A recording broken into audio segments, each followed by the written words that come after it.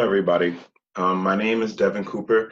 I am the Director of Debate at Cal State Long Beach. And so I'm recording this video to give you a little bit of the introductory understandings of critical, performative, or critical Affs that could exist on this topic.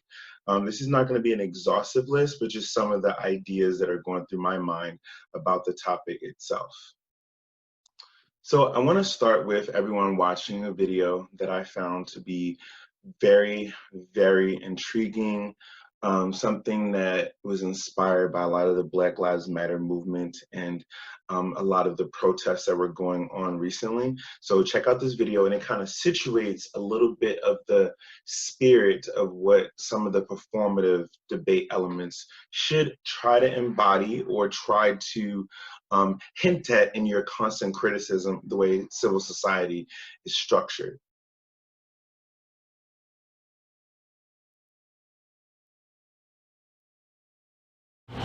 So I've been seeing a lot of things talking of the people making commentary. Interestingly enough, the ones I've noticed that have been making the commentary are wealthy Black people making the commentary about we should not be rioting, we should not be looting, we should not be tearing up our own communities. And then there's been an argument of the other side of we should be hitting them in the pocket. We should be focusing on the blackout days where we don't spend money. But you know, I feel like we should do both. And I feel like I support both. And I'll tell you why I support both. I support both because when you have a civil unrest like this, there are three types of people in the streets. There are the protesters, there are the rioters, and there are the looters. The protesters are there because they actually care about what is happening in the community. They want to raise their voices, and they are there strictly to protest. You have the rioters who are angry, who are anarchists, who really just want to fuck shit up, and that's what they're going to do regardless. And then you have the looters. And the looters almost exclusively are just there to do that, to loot. Now, people are like, well, what did you gain? Well, what did you get from looting? I think that as long as we're focusing on the what, we're not focusing on the why, and that's my issue with that. As long as we're focusing on what they're doing, we're not focusing on why they're doing. And some people are like, well, those aren't people who are legitimately angry about what's happening. Those are people who just want to get stuff. Okay, well then, let's go with that. Let's say that's what it is. Let's ask ourselves why in this country in 2020, the financial gap between poor Blacks and the rest of the world is at such a distance that people feel like their only hope and only opportunity to get some of the things that we flaunt and flash in front of them all the time is to walk through a broken glass window and get it. That they are so hopeless that getting that necklace, getting that TV, getting that change, getting that bed, getting that phone, whatever it is that they're gonna get, is that in that moment when the riots happen and if they present an opportunity of looting, that's their only opportunity to get it. We need to be questioning that why. Why are people that poor? Why are people that broke? Why are people that food insecure, that clothing insecure, that they feel like their only shot, that they are shooting their shot by walking through a broken glass window to get what they need? And then people want to talk about, well, there's plenty of people who pulled themselves up by their bootstraps and got it on their own. Why can't they do that? Let me explain to you something about economics in America. And I'm so glad that as a child, I got an opportunity to spend time at Push where they taught me this, is that we must never forget that economics was the reason that Black people were brought to this country. We came to do the agricultural work in the South and the textile work in the North. Do you understand that? That's what we came to do. We came to do the agricultural work in the South and the textile work in the North. Now, if I right now decided that I wanted to play Monopoly with you, and for 400 rounds of playing Monopoly, I didn't allow you to have any money, I didn't allow you to have anything on the board, I didn't allow for you to have anything. And then we played another 50 rounds of Monopoly, and everything that you gained and you earned while you were playing that round of Monopoly was taken from you. That was Tulsa, that was Rosewood. Those are places where we built Black economic wealth, where we were self-sufficient, where we owned our stores, where we owned our property, and they burned them to the ground. So that's 450 years. So for 400 rounds of Monopoly, you don't get to play at all. Not only do you not get to play, you have to play on the behalf of the person that you're playing against. You have to play and make money and earn wealth for them, and then you have to turn it over to them. So then for 50 years, you finally get a little bit and you're allowed to play. And every time that they don't like the way that you're playing, or that you're catching up, or that you're doing something to be self-sufficient, they burn your game. They burn your cards. They burn your Monopoly money. And then finally at the release and the onset of that, they allow you to play and they say, okay, now you catch up. Now at this point, the only way you're going to catch up in the game is if the person shares the wealth, correct? But what if every time you share the wealth, then there's psychological warfare against you to say, oh, you're an equal opportunity hire. So if I played 400 rounds of Monopoly with you and I had to play and give you every dime that I made, and then for 50 years, every time that I played, if you didn't like what I did, you got to burn it like they did in Tulsa and like they did in Rosewood, how can you win? How can you win? You can't win. The game is fixed. So when they say, why do you burn down the community? Why do you burn down your own neighborhood? It's not ours. We don't own anything. We don't own anything. Trevor Noah said it so beautifully last night. There's a social contract that we all have, that if you steal or if I steal, then the person who is the authority comes in and they fix the situation. But the person who fixes the situation is killing us. So the social contract is broken. And if the social contract is broken, why the fuck do I give a shit about burning the fucking Football Hall of Fame, about burning a fucking Target? You broke the contract when you killed us in the streets and didn't give a fuck. You broke the contract when for 400 years we played your game and built your wealth. You broke the contract when we built our wealth again on our own, by our bootstraps in Tulsa, and you dropped bombs on us. When we built it in Rosewood and you came in and you slaughtered us. You broke the contract, so fuck your Target. Fuck your Hall of Fame. As far as I'm concerned, they could burn this bitch to the ground. And it still wouldn't be enough. And they are lucky that what black people are looking for is equality and not revenge.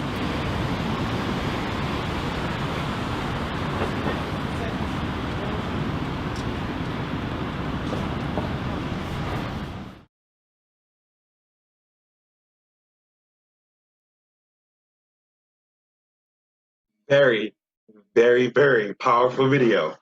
And so I think that this is kind of the spirit of what a lot of the performance ethos should kind of embody, that we should be upset about the way that social conditions have oriented themselves in civil society today, that have pushed us to have topics like this. Now, of course, it is a bit of a coincidence that a lot of the uprising and a lot of the movement-based inertia has come on the backs of like this topic, and I feel that this is a very important time to have these discussions, to get people who may not understand the privileges that they may have or the way that they are situated in the world, to try to get a glimpse of what it's like to live in certain communities and how these communities are affected by policing and sentencing and forensic science that have made it intolerable, or made it so much so that we have become detached from the reality of folks that exist in worlds that don't have a lot of the credit lent to them or a lot of the humanity extended to their existence. And so I think that you have a very big responsibility, and when you are doing this style of debate or performance debate, that you are actually bringing truth and knowledge to a system that has always been set up on the failure or the demise or the disposability of Black, brown, and other bodies of color, right? And even feminine bodies and other bodies that perform themselves in ways that are not always valued or held to the normative standards of what we see to be as respectable, or that we see to be desirable in a lot of cases, okay? Okay, so now I'm going to start with my slideshow with some of the things that I feel are important contributions to this discussion when you're debating this topic or trying to have more critical or performative approaches to it. So, when we think about performance debate in itself, it's seen to be any style or content that really differs from a lot of the traditional policy debate that's steeped in like cost benefit analysis, like the stock issues, plans, United States federal government action in a lot of ways. And so debate about the political consequences and actions or inactions of debaters in the room is literally what a lot of performance debate and other styles that are more critical are trying to engage in, and saying that like it's not that those particular systems of the United States federal government don't matter, but more so we need to question the spaces in which we occupy as debaters right here and right now, right? And of course that we don't really necessarily have agency over a lot of the United States federal government structures, or a lot of times those institutions are beyond a lot of the comprehension that we need to engage in skills that help us matriculate through our societies the way that we live in the world, right? And so a lot of times what you have to do is question what is your relationship to the resolution? What does a relationship entail? Like what is it that you're trying to make a statement about within the resolution? I know that there are a lot of teams or some teams that might think that, you know, we should say after resolution, we should talk about these other things. But I think that it is very pivotal to the conversation about criminal justice that we really educate ourselves about some of the mechanisms and the ways in which criminal justice has shaped and formed itself off of the backs of certain people and how that looks today. Because a lot of people wouldn't even see that this term criminal justice is even credible because there's not really a lot of justice in it. It's more so just us, right? And that we have to question a lot of the distribution of how certain policing and sentencing gets divvied up onto certain bodies as opposed to others, right? And so when we think about the alternative debate or non-traditional styles of debate, we see it is comprised of things like embodied argumentation, personal political identity and narratives, and also performative and stylistic choices, and the ways in which we come to understand those things in relationship to the resolution. I don't think that we should necessarily throw out the resolution this year when it comes to performance debate. I think we should heavily engage it and find ways in which we can see ourselves as organic intellectuals or folks that are living in the moments or in the times of how a lot of the revolutionary spirits of particular movements are coming to like boil over a lot of the structures that exist right now. Okay. So another thing is that we need to look at is political consequences, right? And this is like kind of looking at the discursive and symbolic meanings of the way that you engage in debate, right? And this can be positive or negative in how we look at what things that people will advocate for in debates and what those things politically become received as, right? And what I mean is that like we are having conversations about criminal justice. And so if we think about who does that affect and how does that exist in a world within a political polarized climate that we are in right now? Like how does that have particular meaning for how we engage the debate? And why is it from a particular social location that we think that we should look at the resolution in a particular way? And what political implications do they have on us as people, right? And you as a debater in yourself, what is your political stance for the topic or against the topic, and what does that mean, and what consequences does that have for the debate space in general, or even, you know, a lot of the spaces that exist in the world? And so what we like to see is that, you know, when we think about the way society is structured, we think about macro politics, right? More of the high national, international law and institutions that exist. We think of the meso, which is more of the provincial, more of the middle range institutions that regionally exist, right? Or the way that we structure society and looking at how that interacts with the other levels, right? And then the last one we see is the more micro level of society, right? The micro politics that exists that compiles who we are as individuals, grassroots organizations, grassroots organizing, like political instances where we find ourselves and how we relate to trickling up to things like macro or meso forms of politics. And so I think that that has an effect, and that a lot of people will say we need to focus on the macro level of politics because that is where a lot of the change happens. But if you can see right now that a lot of the political inertia and a lot of the movement-based politics is pushing on the system to make a lot of these reforms and making people say that we need to think about more of the civilian checking boards of like the police, or that we have to think about how we can defund the police. And like a lot of these movements are pushing on the ways in which macro level politics exists. And a lot of that starts from the micro, right? And so that micro, we cannot leave out that portion of the conversation, or to think that macro politics is the endpoint be all, because I think that it's all about having a constant struggle against systems of power and privilege, especially the criminal justice system, right? The next thing is about actions and inactions, and this is concerned not only with what is said in debate, but the totality of what is done within and around. And so we like to think about the importance of the outcome of debate and not just thinking about the win or the loss, but what educationally or politically have we received from this space, or what have we learned from the actions that are posited in this round. And sometimes people will say and do things that are very negative and that you oftentimes will have to stake the round on. Now, what I will say is that when you are getting into debates about criminal justice, not everyone is going to be perfect or not, or understand the language that they're using in the context of certain people that they're talking about. But at some point, you have to be able to hold people accountable and responsible for the ways in which they've created or exacerbated a term of criminality, or how certain people or populations are seen as criminal. And I think that if you're going to be willing to stake the round on that, you have to sit on that issue and make that the only thing that you talk about when it comes to the subsequent ending speeches and your rebuttals, like either it's the 2AR or the 2AR, right? You have to really sit on that issue and talk about how that implicates society, how it implicates the debate space, what effect does it have on you, why the judge should be held responsible and accountable, and how they have jurisdiction over the things that people say in debate, and to punish them in a way that makes them realize that this is how people live, and you should be punished for the way that you have constructed those particular populations in a negative way.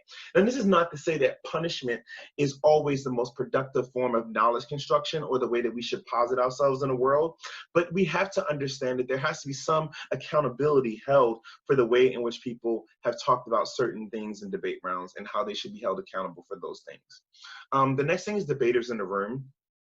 All debaters are performing, but it's about how these performances are situated and how they are implicated within a system of domination or a system of dominance or oppression, or whatever ism that you choose to isolate as your theory of power to approach the debate round. Now, what I mean by theory of power is, how does power operate within the lens that you are trying to advocate for with your performance or with your critical act? Is it like talking about neoliberalist structures? Is it talking about entanglement? And this is not the Will and Jada stuff, but more of a theoretical assumption about how certain institutions or certain positions of power entangle with each other to create an intersection of how those things are articulated, and we can talk about that later. Or is it like patriarchy? Is it transphobia? Is it cissexism? Is it like settler colonialism, anti-blackness? What is it that you are trying to draw on things that have been ignored or have been over or under theorized in civil society, and how those actions in this debate round can prop up those mechanisms, and what can we do in the round to ameliorate those things, or at least strive towards a certain pedagogy that can change that, or a certain form of praxis, or the way that we exist or be in the world that could change how we learn and understand those things. Because the most things that we get out of debate, it could be political skills, it could be education, it could be ways in which we can learn how to survive. But at the end of the day, what is it that you as a debater in the room are performing, and how does that performance implicate larger structures? Or what does it mean for those particular skills to be exported into larger civil society? Okay, so performance and debate in itself, Performance theory itself is concerned with unrailing subjugated knowledges or knowledges that have been silenced along a trajectory of history, and how your particular body or bodies in general perform themselves in certain environments. That explains how, in terms, we can look at the everyday lived experiences or the politics of everyday life that people are living under. Because a lot of the conversations that you'll see in debates about criminal justice are not going to be steeped in the everyday lived experiences of people that are within those confines, right? And so we have to think about how that theory of a performance is something that we oftentimes have to question, and how we have to figure out how does this politics that you're engaging in a macro level determines or over determines the lives of people on the micro, right? And how the everyday lived experiences are oftentimes overlooked when we have conversations about policing and sentencing and forensic science, and how that affects people. But most people also consider performance teams people that don't engage in a lot of the normative traditional policy analysis, or they're making very stylistic choices about the politics that they choose to embody, right? And that's not to say that those things should be subjugated or that those things are not important, because they definitely are a fundamental part of debate. And it is good to have people that are pushing on the traditional foundations of debate, because you are speaking to some of the future leaders, doctors, lawyers, judges, and folks that are in this world that are going to be making decisions about other people that look like me, or other people that look like other folks of color. And so we have to be able to have conversations with those people here, so that they understand that when they're in positions of power, that they cannot forget about us, that they have to understand the everyday politics that exists for people in structures like criminal justice. You have to see how those lived realities are something that we have to always think about when we make policies, right?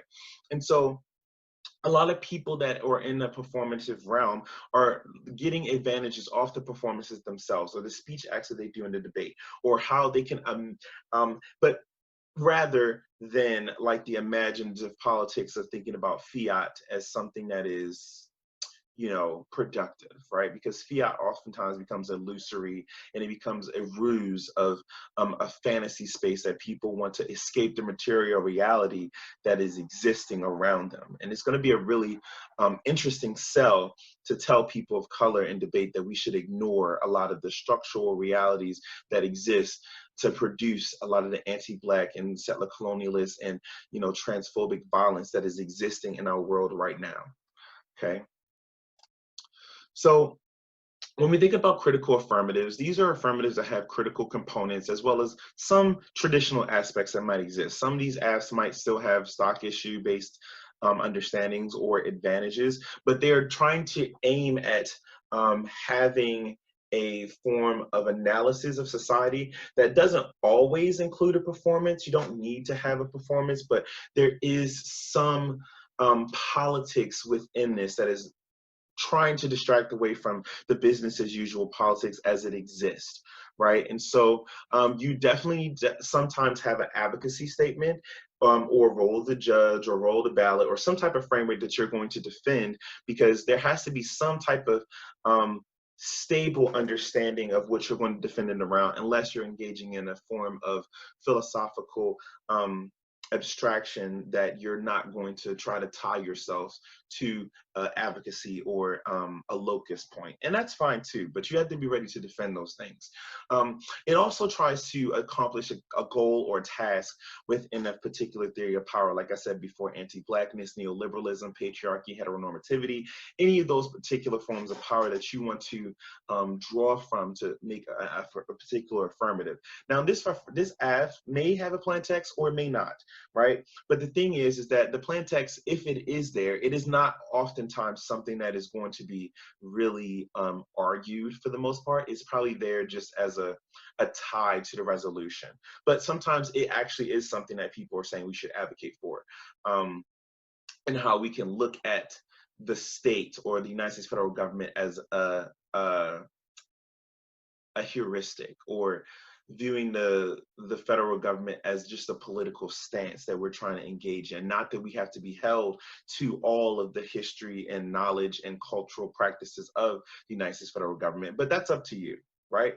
Now, one of the things that I think is, or two of the things that could be examples, I think, under this lens, an affirmative that can either symbolically or literally defund the police by reallocating or redirecting funding away from the police departments or to other government agencies or local municipalities or other grassroots organizations that are already doing the work in these communities, or having some form of solidarity with the communities that are already doing that work, right? And I think that your affirmative can be a form of consciousness raising or awareness raising about certain grassroots organizations or even certain grassroots understandings of how we should defund the police. And now, let's not get a little bit bogged down with that phrase here, because that phrase is just literally just means that we're trying to say that the police are overfunded, right? And there are certain instances where people call the police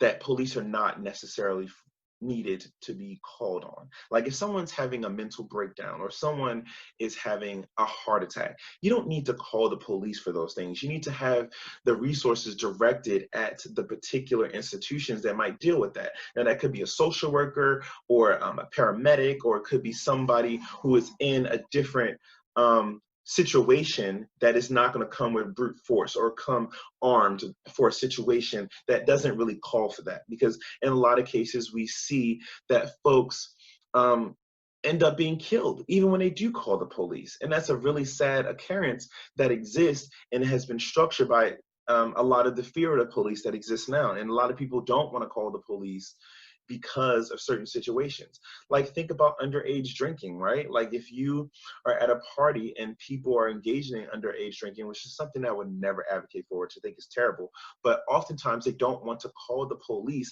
because they feel like they're going to get in trouble and their parents might get in trouble, things of that nature. But instead, if we had an outlet for people to call certain services that are there to deliver care, if there is an instance of alcoholism, then we can have that be a more productive transition to how we engage in alternative institutions to address certain harms that exist in our society, right? And so I think that a symbolic or literal defunding of the police is something that could be a good affirmative on this topic, especially in the realm of policing, right? Another aspect of this, I think, which could fall into sentencing and policing as well, is to reject the logic of cages or caging children at the border or la frontera, right? And I feel like there's a lot of Latinx scholars and a lot of scholars that are writing in the colonial or decolonial way, or people that are engaging in a lot of indigenous pedagogies, or people that are engaging in scholarship that is trying to be anti a lot of those colonial structures that have produced the things like La Frontera or the border, because those particular forms of policing and sentencing of people to cages is literally a lot of the zones of sacrifice or exclusion, or the politics of disposability that we engage in when we separate families or we put them in cages. Now we have to question, why is it that we feel that it is okay to put people in these shabby or very sad conditions, that they are below the humane capacity, and to think that just because they are undocumented that they should deserve to go in cages. Now, another thing that I really want to say about this particular debate in itself is that a lot of the rhetoric that people are going to use is to say things like people are illegal aliens or people are illegal. That is never ever an acceptable language to describe folks that exist in this category, because this is not something that gives them humanity or to extend a level of humanity to them. What I will say is that people are not legal or illegal. Acts and things are illegal, not people. And to say that certain folks are illegal populations is very destructive and strips them of humanity. And it shouldn't be something that we ever let come out of our mouths, right? Or even if your parents or your family or your friends say any of those particular things, they should be checked in that moment to say that there are different social conditions that we never look at to see why certain people have to leave the places that they occupy to seek a better life for their children or for themselves, because of the way that certain structures of colonialism, imperialism, have been situated in their homeland or their home countries, have made it so intolerable that they have to leave. And so this is why we have to think about a lot of the stuff that Kimberly Jones said in that video, is that we are always questioning the what as opposed to the why. And that questioning of the why is a better stance for us to be in, because that's the problem, is that when we look at issues of crime and justice, we always want to look at the what and what about that crime, as opposed to why certain people have committed those crimes. Because a lot of times that type of allowance is not steeped in how we question crimes that are committed by Black and brown folk. But if we think about a lot of the mass shooters that exist, we often want to say, oh, but why did they do this? How do we look at the ways in which they've come about to understand the mass shooting? What is the mental capacities that have happened in their lives? What experiences have brought them to this? These are never questions that are oftentimes levied towards folks that are Black and brown. It is always the seek to punish first mentality, as opposed to questioning why people have done certain things. Like a lot of people that are talking about looters and rioters that existed during the Black Lives Matter movements and protests that existed not too long ago. People are saying, oh, those looters are not about doing anything. And it's just like, that's not the question that we're asking here. A lot of that stuff that that people are looting is based in a lot of the capitalist structures that we live under, that have created this illusion that we can get access to a lot of these fancy luxury products, but at the same time profiting off of the labor of folks that make those things, right? And it's just like, if we don't have access to those particular forms of American dream values that you have instilled upon us and say that we should ascribe to, you are oftentimes creating this unattainable goal that we can never achieve. And if that is something that people have to loot to get to, then have at it, because that oftentimes pushes people to think about the society in which we live in. Because I don't necessarily believe that the society in the world and America as itself was not constructed off of anything but looting and about taking and the pillaging of certain groups of people and the unearned privileges and the particular laws that have been passed to structurally exclude certain folks to build itself off of the backs of Black and brown folks in this country and indigenous folks. And that is problematic, that we want to devoid that form of history, but then jump to say that those looters are unproductive and they're not doing anything that is good. Right? And so we have to think about this. The world that we live in and the society that we live in, particularly in America, has been built off of looting and taking of land and land grabs and, different logics that have been built in those structures. Okay. The next thing is more embodied arguments. So the performing of your politics, or what I like to, understand as, from many people and debaters that come before me and debaters that were after me, putting your body on the line, right? And that is performing a particular politics that makes you look at your political stance on the topic and how you have rationalized the ways in which your body is implicated. And a lot of people do this through several ways, right? They can have poetry, right? And creating poetry is something that is an imaginative awareness of experience of how we can see how certain emotional or cathartic responses have meaning, sound, and rhythm, and how we can articulate a world and imaginatively approach creating poems about the society that we live in, and what does that mean in terms of the resolution, and what does that mean when we construct those poems to have a material reality or to breathe life into a lot of the everyday lived experiences that are people that are living under these structures exist in. And I think poetry is a very powerful tool to illustrate a lot of the injustice that exists in the world. And I would definitely have y'all think about reading Tupac's The Rose That Grew from the Concrete, to look at how some of those structures and everyday lived experiences come out in that book of poems. And even a lot of poetry that is written by a lot of scholars that people think about and debate, like scholars like Gums, right?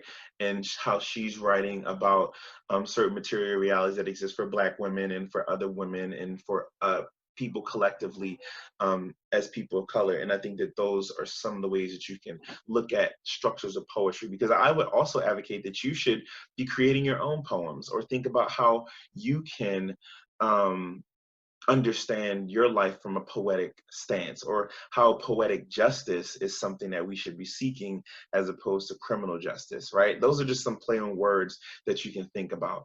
Also, people might want to engage in freestyling or rapping in debates. It's like a musical vocal performance that incorporates rhythm or rhythmic speech, or vernaculars that have become from the hood or from the streets or from other counter-hegemonic sources, and people that are speaking about the aggrieved communities and how criminal justice has affected them. Because, you know, a lot of folks can understand that hip hop and rapping and things that nature are counter-hegemonic forms of thought that are speaking to the cultural performances that exist. And I would say that you should look at some of the hip hop scholars that that have written books about these things, particularly people like Trisha Rose, Kitwana, I believe I'm saying his name probably wrong, but a lot of those scholars have defended hip hop as these cultural codes that are steeped in the music or steeped in the rhythmic melodies of how we're embracing this music as a CNN to the Black and brown community, right? And so I think that rapping and utilizing that form is definitely a way to counter-hegemonically perform the body within these lenses. But, you know, you should practice that, and also, like, you know, try to innovate the way that you do that. I would not advocate that anybody just pick up and start rapping in debates, because that doesn't always create a good mechanism if you don't practice it. I mean, and here is where I think about folks like Oklahoma CL, George and Rashid, who are phenomenal at this, and other folks that existed in debate that came before them, like DP and debaters at Fullerton that were doing a lot of this stuff. Also people from the Louisville Project, like, that were doing a lot of these counter performances, like specifically my all-time favorite person in debate as of, you know, forever, Chantrice Martin, who was my debate partner at Louisville for a period of time, and how she would use rap and poetry as a way to express her particular individuality and creativity. And I think that those were some of the most phenomenal performances that I've ever seen in debate, right? And so I think that looking to past folks that have done this in debate and thinking about the blood, sweat, and tears they put into it, and particularly people like Elizabeth Jones, right? Those have always been idols that I've had in debate that have done this very, very strategically and very creatively and beautifully. And so also the other thing you can think about is cultural and social narratives, right? Those are oftentimes spoken or written accounts of connected events, either fictional or nonfiction, or a story that you can use to try to illustrate something that exists within criminal justice, or stories or narratives that have led people to mistrust the police or people to mistrust the system at hand, right? Because we always have to question the why and not always the what, because that is a different understanding or counter-hegemonic narrative that has not always been given airtime or given priority, right? And also personal narratives, just like any particular personal experience that you have with criminal justice in your communities or in your life that you might want to express, and advocate that as a form of productive knowledge construction within debate. Now, there are three, I think, very critical bodies of knowledge that people should start to look into, right? And some of them have not been given as much airtime as others in debate, but I think that you should look at a lot of the foundations. And so the pictures of the folks that I have here: Derek Bell, Kimberly Crenshaw, Roberto Unger, and Jared Saxon. They're all people that are representing some of these fields that I have here. So I think critical race theory is one of the fundamental starting points that have jumped off a lot of the race theory as it exists. And so critical race theory is a theoretical framework in the social sciences developed out of an epistemic philosophy that uses critical theory to examine society and culture as they relate to categorizations of race, law, and power, right? And a lot of the scholars that came from this, like Derek Bell, Kimberly Crenshaw, are very powerful in their analysis. And it has oftentimes created a lot of the foundations of a lot of the things like Afro-pessimism, Afro-optimism, but people oftentimes don't reference them as much as they should, even though they were, a lot of those knowledge construction came from a lot of these people, and it has of course formulated into its own form and discipline, but a lot of the knowledge and predecessors that came from that are these folks, right? And I would definitely say that one of the books that you should refer to when it comes to Derek Bell is Faces at the Bottom of the Well, which I think is a very good piece. It talks about a lot of the permanence of racism in our society. And I would say, even looking into this concept of interest convergence, right? Interest convergence is a theory that definitely talks about how the progress that exists in society has come at the expense of people of color, based on the idea that the way progress has happened for people of color in society, particularly America, has been based off of if the convergence of interests of white folks have converged with those of people of color, right? And a lot of people like to point to, particularly Derek Bell points to the Brown versus Board of Education case as one of those moments that interests of white people converged because we were at a time of war with the Reds, right, or in the Cold War, right, and so that we didn't want to seem as hypocritical to the treatment of our people when we're calling out communism in other places around the world, because they could definitely point to us and say, well, you're engaging in segregation and you're disavowing a lot of the black people and lynching and doing all types of things to black people. And so this Brown versus Board of Education came off of the momentum of trying to create the perception of how the United States is doing a good act, right? And that particular act is something that really sanitizes the face of imperialism, because if we think about now, schools are more segregated than they are than when they were during the time of segregation. And we have to often think about how is that possible and why is that a thing? So if you look at like this quote that Derek Bell has at the top here, is that it appears that my worst fears have been realized. We have made progress in everything, yet nothing has changed, right? And so a lot of that spirit is what has embedded itself in a lot of the later analysis or knowledge from formations like Afro-pessimism, right? And so when we think about critical race theory, it has created a lot of the conditions of possibility for other race-based scholarships to come about, right? And I think that a lot of the arguments that exist from critical race theory are a very good starting point. And I would also recommend you the Derek Bell Reader, which is another piece that is compiled of a lot of essays that talk about things like race traders and racial realism and things of that nature that we should probably see as fundamental parts of this topic, right? And so, yeah, so those are good things to think about. And some other particular books that I think are very important, Democracy in Black, which is another book that I think is really good on these arguments. The Racial Contract by Charles Mills. I think that this particular book, The Racial Contract, kind of speaks to a lot of the things that Kimberly Jones was speaking about in that initial video when she was saying that this social contract has been broken, right? And that we were given this idea, this liberal idea that, you know, if we were to surrender ourselves to this social order and to remove ourselves from the state of nature, that, you know, a lot of that Hobbesian, Hobbes, Locke, Rousseau, like those particular theories about social contractualism, is that when we create this social contract, we hand our power over to those authorities that are supposed to protect us. But Charles Mills is arguing that that did not really ever include Black people or other people of color or indigenous folks, right? Because within that racial contract, we left out folks like women, like indigenous folks, and to see those folks as non-human or not having the capacity to enter into a contract in itself is what created that racial contract or the sexual contract, which also exists as well. And so you might want to look at those concepts, because I think those are very fundamental understandings, because within criminal justice, we see that we say that we shouldn't commit crimes because of this social contract that we agreed upon.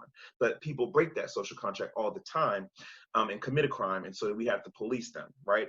But at the same time, how can we look to those people that are policing us that are actually killing us, or that are actually doing very corrupt things to make it so that our lives are worse? Right? And so that's a little bit on that. Now, the next one is critical legal studies, which is a theory that more so focused on like law in itself and how it was intertwined with a lot of the social issues that exist, particularly stating that the law has its inherent social biases that exist. Now, this was not always just about race. This is more of a focus that is steeped in like class analysis, but also it intersected with other forms of oppression that oftentimes later were talked about by other scholars, right? And this Roberto Unger guy is one of the people that was one of the pioneers, along with like Kennedy Duncan and even some scholars that we oftentimes don't want to always claim, like Catherine McKinnon, but those are still people that are in that lens of critical legal studies. And so the proponents of this believe that the law supports the interests of those who create the law, right? And so this kind of has some intersects into like critical race theory, but a lot of people from critical race theory then started to have more of a deeper analysis, like people like Richard Delgado and folks that were questioning law and the understanding of procedural fairness and how it exists and is not always extended to people of color. That procedural fairness in itself was created by those who gave permission to say what fairness meant in the first place, which speaks to the critical legal studies, right? Is that we create criminal justice in the lens of those who are in power, so that we can say that there are criminals that exist out there and we have to find ways to situate them. But for people that are in a dominant position in society can say, oh, we're not the criminals, right? We're the people that create the laws. And right, and a lot of the mentality behind that is that I like to refer to one of the cards that me and my partner used to read is by this person named Gannett. And it said that like the Constitution and the laws embedded in the way that we structure the world are already assuming a white male bias, because white men existed prior to the law. And so when they created the law, they made themselves exempt to it.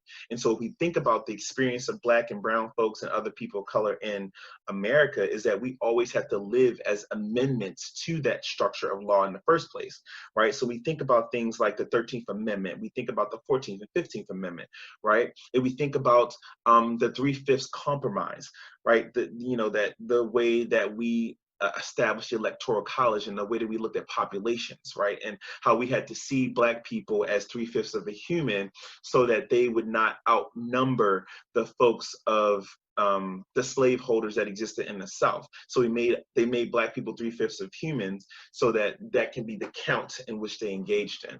And so with that said, is that we had to constantly have things like the 13th Amendment that allegedly abolished, chattel slavery as it existed.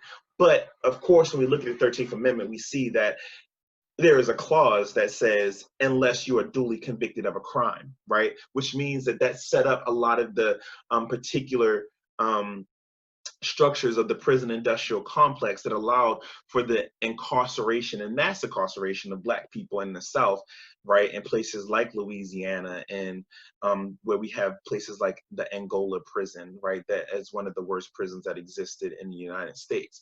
And so this then allowed for the propping up of like private prisons and things of that nature. And so this is why the 13th Amendment is kind of that ruse of like, oh, we freed slaves, and we've allowed them to not be enslaved people anymore. But that law supports the interests of those who created the law in the first place. Let's not really think that the people that were engaging in abolition were all so friendly to Black people always, because within that historical narrative, they were saying that yes, the system of chattel slavery is bad. But when it comes to those black people competing with us on the job market or doing things to accumulate wealth, nah, nah, nah, nah, nah. That's not something that we really want for them. And Frederick Douglass called out a lot of this stuff, right? Particularly in his 4th of July speech, is that, like, you know, like, how are you up here saying that we should celebrate 4th of July when it's just like how people are not even allowed to get access to humanity in certain ways, and that there are people that are still enslaved, right? It's just like, that's crazy. And so when you think about a lot of these laws that have been constructed, we always have to look at, like, what is the interest behind them and why were they constructed and who are those laws supporting? Like, even the Civil Rights Act of 64 that we have to constantly amend and constantly change because it doesn't include certain populations, right? And the Supreme Court just, you know, came down on saying that, like, certain protected classes of people are protected by the Civil Rights Act of 64 and, like, a lot of the 14th Amendment values like due process and things of that nature. And it's like this constant having to see yourselves as amendments to the Constitution, or we have to live as particular policies that have to push and say that this system is made for us, when it was never created for people of color in the first place. It was created to protect dominant classes against those people, hence why we have criminal justice, right? And so you have to think about those particular things. Now, of course, the last thing, Afro-pessimism, which is, you know, making that harsh ongoing criticism, which is necessary to the ongoing effects of anti-Black racism, colonialism, and historical processes of enslavement that have created a lot of the policing and punishment that exists now, like transatlantic slave trade and the impact on structural conditions as a personal, subjective, and lived experience, and the embodied reality of a lot of Black folks that exist now, right? Because if we think about it, the whole reason why a lot of the police were created in the first place is to be slave patrols, and how certain white people were most all white people were deputized during the 17 and 1800s, were deputized to try to always capture slaves and bring them back to their masters, right? And white people were codified in law to, like, make those procedures relevant and necessary. And so this is why we have to oftentimes think about how those structures come about and what have those structures been used to police people as. And so, of course, you know, Black people are oftentimes, you know, subject to social death, right, in the ways in which we have been situated into the world, and how our bodies magnetize bullets, our bodies magnetize certain police violences, right? And that is oftentimes a lot of the themes that exist in Afro-pessimism, that Black people have been natal alienated and genealogical isolated from the world, and that causes a lot of those problems that produce gratuitous violence as it exists. And that gratuitous violence we are seeing being lived out on the everyday experience of people in the streets. This is the multiple and countless names of trans women, Black men, brown folks, right, Latinx folks, that are all being subject to these violences that are gratuitous in nature, that are oftentimes overlooked and not seen. And it's so bad that we have to keep naming off, you know, the countless people that have been killed by this system, as opposed to making the productive changes that are needed to make it so that we don't have to list those names off and say their names, okay? So another thing when it comes to critical arguments is that the topic or the affirmative or negative constructs or represents populations, or doesn't represent them or misconstrues them in reality that they live in, and that the reality that we have to understand is that the inevitable failure of the criminal justice reform that could posit itself, right? Because it feels like we're chasing this pipe dream that criminal justice can be reformed, right? But in actuality, we're just going to get back to the same square one of trying to always create more and more policies to police the ways in which the police are acting towards us, or the way that sentencing happened, or the way that forensic science is oftentimes embedded in the form of objectivity that isn't always going to work for Black people, or even certain other feminine populations, right? Because if we think about forensic science, and this is something that we were talking about in our lab, is that, you know, and so I'm going to talk about a little bit of triggering things that might exist when it comes to sexual violence, right?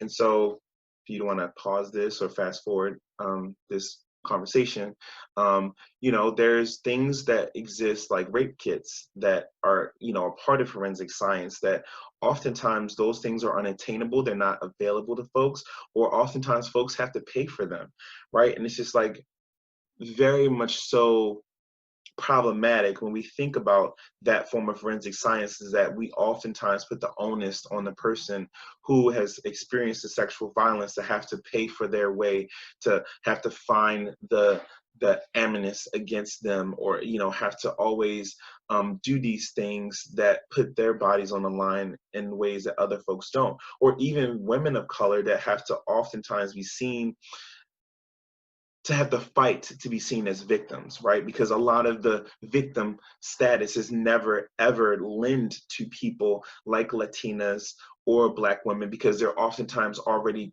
stereotyped into of being hyper aggressive or hot tempered, and that they could have fought off their aggressor, right? And so that those forms of forensic science don't always account for or think about how they're structurally opposed to women of color, right? Because white womanhood is oftentimes seen as the ideal victim. And when you try to measure up women of color to that particular situation, it is oftentimes a no-win situation, right?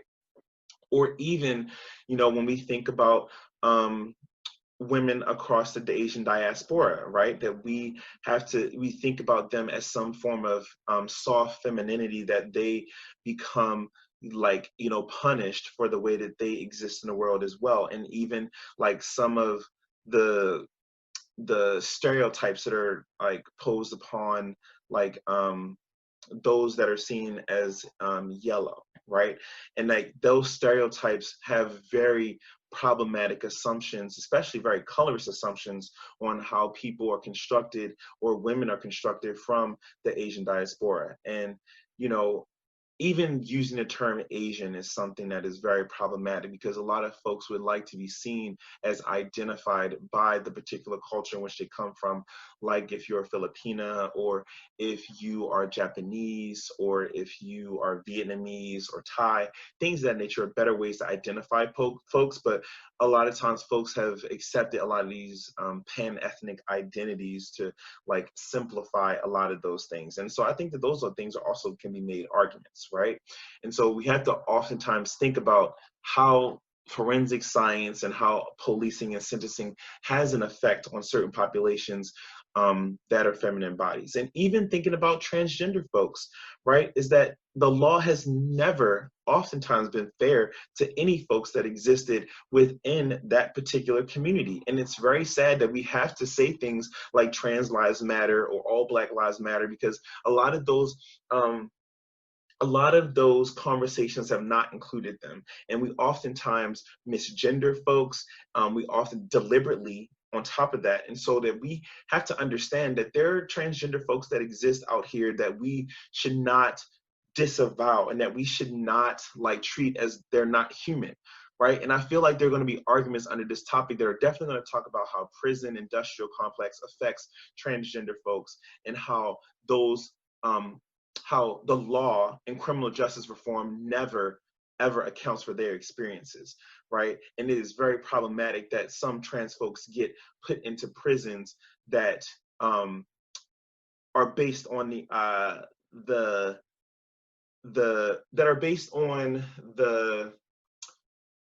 assignment that they're given at birth, right? And that is not correct. It is very problematic and disgusting how that works within the criminal justice system. And oftentimes they are subject to so much violence when they're put into those positions, or even subject to a lot of the sexual desires of those folks that are very problematic in themselves. Okay, so I think that we need to be thinking about those populations and how they're affected by criminal justice or lack thereof.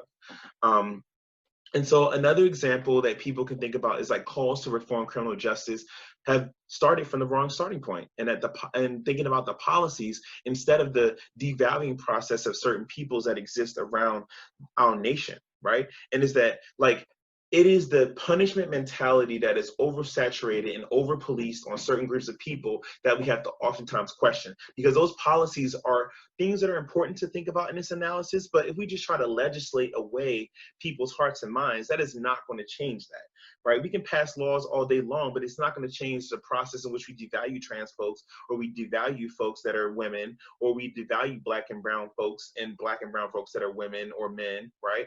And other identity categories. And so we have to think about how can we structure and think about the libidinal drive to destroy those particular people, and how that devaluing process has come about, and how we can make different lenses to think about those things. Also using the critique to transform it into more embodied modes of advocacy, or something greater than just cards or text like performances, right?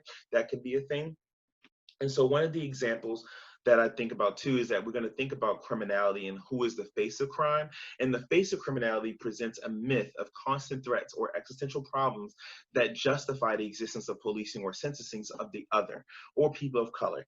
This mentality of punishment is exported internationally through colonialism and imperialism, right? Because a lot of these technologies of torture and policing and also jailing have been exported to places like Guantanamo Bay and other private prisons around the world, right? And even in the military industrial complex, it has heavy ties to the prison industrial complex as it exists, right? And we have to have those international criticisms of these things, okay? So a lot of the personal identity argumentation out of things here that exists, debaters reveal and engage in specific personal situations and experiences unique to themselves based on their social location. That is like their race, sex, class, gender, sexuality, citizenship, ability, disability, things of that nature. So for example, I can think of a case that could come up pretty soon about policing, anti-Black and anti-Brown policing, police that are given military aid based in weapons, or, you know, just weapons in the schools, or military style weapons to patrol or to contain students in urban schools, right? And a lot of personal experience of what happens in those particular communities when it comes to police, and how the school to prison pipeline has been something that has definitely been a prior privileging focus of a lot of the urban schools that exist in. Like for me, myself, I went to one of the quote unquote rare schools in Baltimore City. And so we definitely had, you know, presence of metal detectors, police that are armed, right? And, you know, a lot of those military style weapons are given to police students and to contain certain populations, but you never oftentimes see those in, you know, the privileged schools or the schools that exist in the counties of privileged folks, or wealthy counties that exist around the world, because those populations are given more of that why as opposed to the what that Kimberly Jones was talking about, right? And so thinking about those particular experiences might be something that come up, right, in these particular debates. Performance of cultural identity and social identity to challenge assumption about groups within the resolution is definitely something that will come out, like I said before, about cages, Latinx folks, trans folks, right? And another example we can think about is legal reformism and criminal justice are just logics that are steeped in tools to pacify certain populations, to trick them into believing that justice is attainable in the lens that we have now, especially it being an unethical system. And so the way that we can think about this in debate is that this is just like the structures of debate, right? And that how there is a particular privileged style of debate that is steeped in a traditional form of policing, and those structures that are based on that style that sentence debaters of color or people that want to derail away from the norm, that they are structured by getting the sentence of a loss, right? Or that people are not being able to see their particular way. And this is very problematic, the way that people have definitely policed certain styles of debate that exist, and even have created certain organizations like the PRL, which is something I'm not going to really get into. You can ask me about later.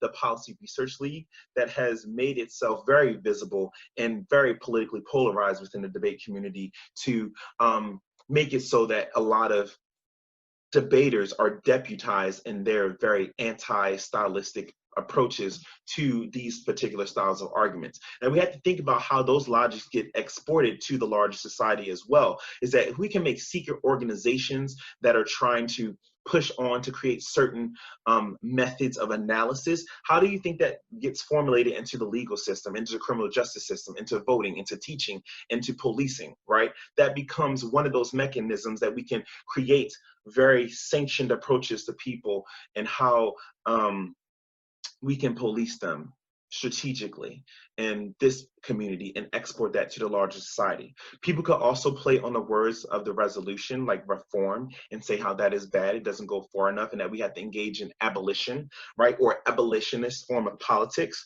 right? And you'll hear this term a lot, but there are very different analysis that people come to when we think about abolitionists. Now, regardless if you're looking at the Dylan Rodriguez or the Angela Davis or other scholars that engage in abolition pedagogy or abolition praxis, a lot of them are talking about how we need to have this conversation that projects and puts abolition at the forefront, and that it needs to be linked to the abolition of prisons, the abolitions of instruments of war, and the abolition of racism and other structural mechanisms that have existed in our society to create these things. And some people that exist in the abolition pedagogy oftentimes will focus on how prison abolition and the willingness to locate the prison within liberation movements is something that is fundamentally important to constantly push onto the system, because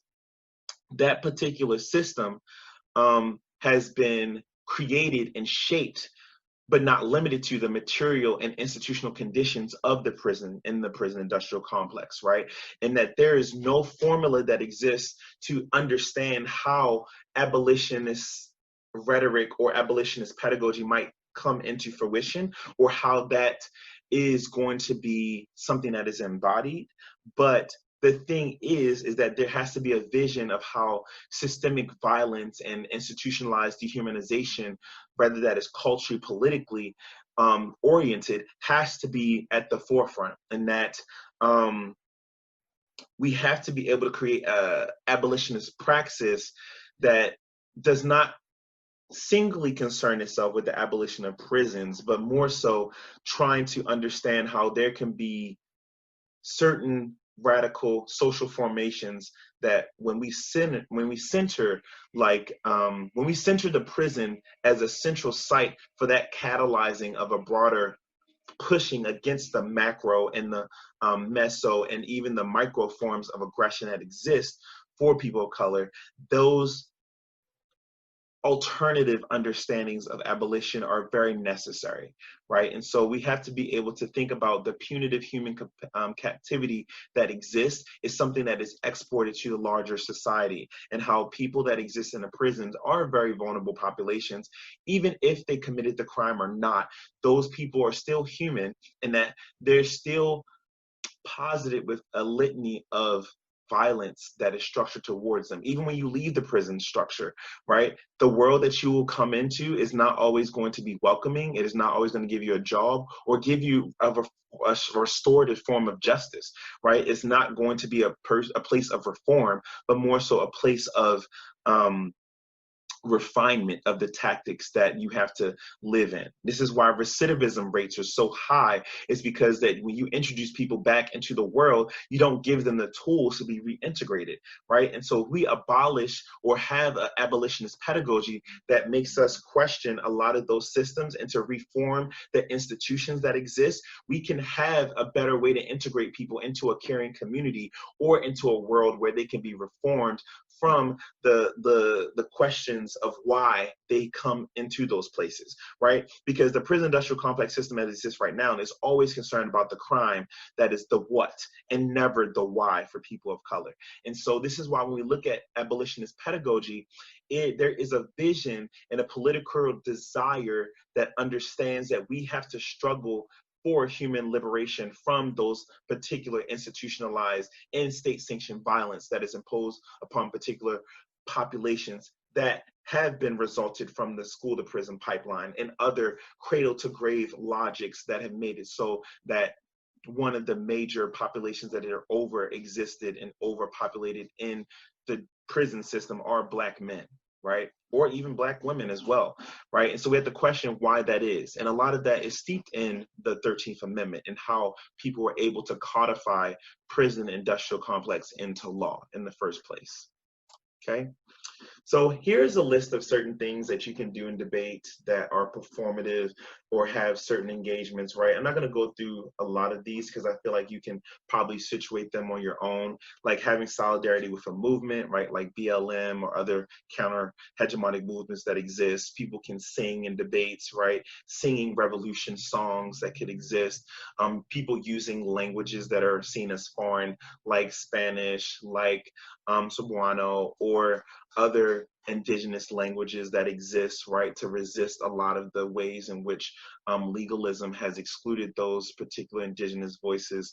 You can use narratives, you can use stories, you can have dialogues between you and your partner. Like I said before, poetry and spoken word or rapping can be using that verse to try to hedge against the counter-hegemonic things that exist in the perspectives. You can use media like music, videos, pictures, art, right? All these things can be forms of performance that you can use in debate that makes a lot of the performance pop.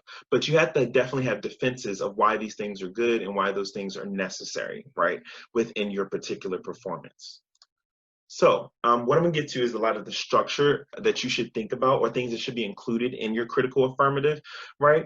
So number one, you should definitely always have some type of political or philosophical backing that is connected to the methodology, like things like continental philosophy, critical race theory, feminism, animal studies, existentialism, or Afro-pessimism. Any of those things I talked about before, critical race analysis, critical legal studies, things of that nature, right? You have to have a way to situate your knowledge in the theory of power so that you can explain how power operates within your critical aff or your performance, because that's very important. Or even if there's a multiplicity of those things, or there's an entanglement of those things that exist, then you can definitely have to express what that theory of power is. I think that you should probably have an advocacy. What do you think should be done? What do we think we should advocate for? How should we challenge the particular X thing that you have said is important? Or if you choose not to have an advocacy, that is up to you, but you have to have some way to situate the knowledge or how the ballot is structured, right? Or what the judges should do, or what should we be advocating for in this round, right? And so this is also another thing to think about, is the role of the ballot or the role of the judge or the framework that you have. How do we orient impacts in this round? Or what do we see the judge should view themselves through? Or how should the debaters see themselves in the ontological perspective of the debate itself, right? And so you want to be asking those questions. You don't have to have all of those things, but you should have an inclusion of something that exists from those lenses, right? And so the role of the judge is oftentimes questioning, what should they play? Who should they be? And there's going to be a lot of judges sometimes that don't know what their role is, or they don't understand what their particular understanding of criminal justice within the lens of the things that you're saying should be. And they'll use that as a cop-out. And I think that you should definitely say, this is what you should be as this judge in this round. Or I think the ballot represents this. The ballot represents a form of restorative justice.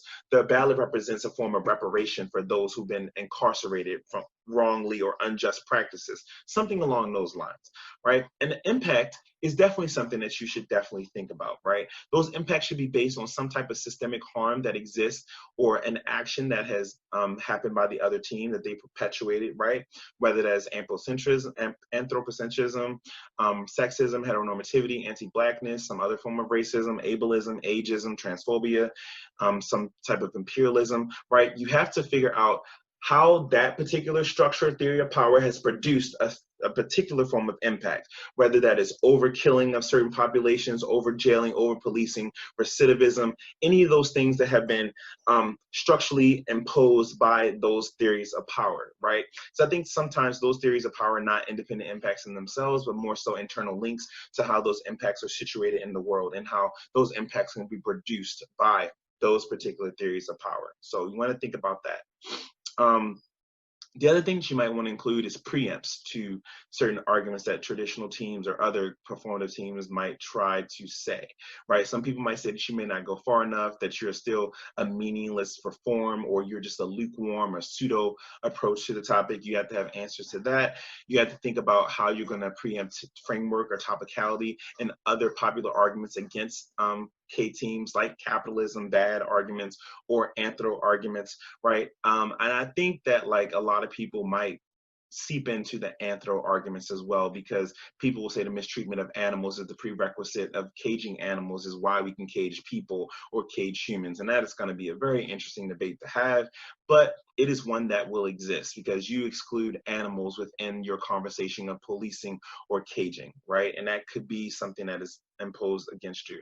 And also capitalism and neoliberalism is definitely some catch-all phrases that people like to say is a root cause of your particular performance or the root cause of your critical affirmative that you have to have a little bit of preempts to, or think about how you already got to the question of capitalism or neoliberalism in your advocacy and how that exists.